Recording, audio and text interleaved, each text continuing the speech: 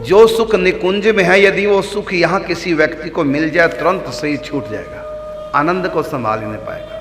वो आनंद द्वारका में, उसे आधे से भी आधा आनंद द्वारका में यदि रुक्मिणी को मिल जाए तो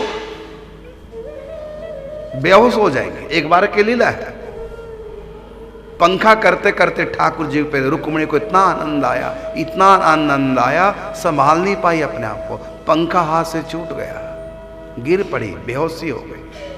आनंद तिरेक, और उससे भी लाखों गुना अधिक सुख सखियां लेती हैं, कोई नहीं मूर्छित होती।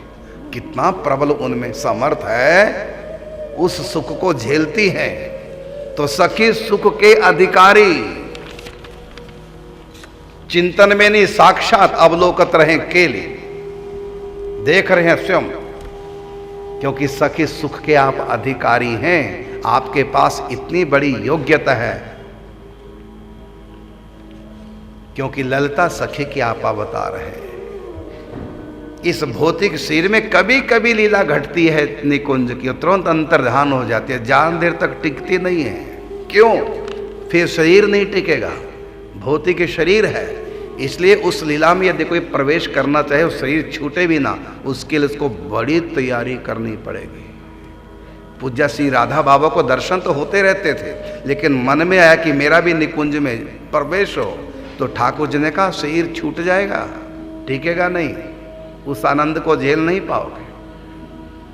तो पूज्य श्री राधे बाबा ने कहा ठाकुर जी से, आप क्या नहीं कर सकते, आप सर्वशक्तिमान है, मेरा शरीर भी ना छूटे और मैं उस सुख को, सखी सुख के अधिकारी, वो सुख मुझको प्राप्त हो, तो आप सर्वशक्तिमान क्या नहीं कर सकते। भगवान ने कहा मैं सब कुछ कर सकता हूं, तुम्हारा शरीर भी ना छूटे और तुम सखी के अधिक रूप के अधिकारी हो जाओ, लेकिन ये नियम नहीं है। तो पूज्य बाबा ने कहा आप तो नियम तोड़ देते हैं। भीष्म पितामह ने प्रतिज्ञा की, आज जो हरि सो शस्त्र ना गाहूं, तो लाजो गंगा जननी को शांतनु सुत ना कहाऊं। आपने प्रतिज्ञा की थी कि मैं महाभारत युद्ध में शस्त्र नहीं उठाऊंगा, तो आपने नियम को तोड़ा ना। और कितनी जगह आपने नियम को तोड़ा, ये भी नियम तोड़ दो आप। कौन सा? कि सखी सुख के अधिकारी हम बने। तो भगवान ने कहा ठीक है, नियम तो नहीं है, लेकिन कोई बात नहीं, तोड़ देता हूं मैं नियम, लेकिन इसके लिए तुमको शक्ति धारण करनी पड़ेगी। शंकर जी को गुरु बना करके त्रिपुर महासुंदरी की आराधना कीजिए, फिर तुम ऐसे समर्थवान बन जाओगे, तब तुम उस निकुंज केली को झेल पाओगे, उस सुख को।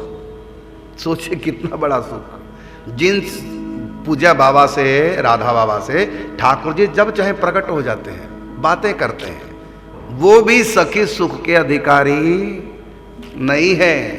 तो आराधना की कई वर्षों तक और परीक्षाओं से गुजरना पड़ा, तब सखी सुख के अधिकारी हुए पूज्य श्री राधे बाबा।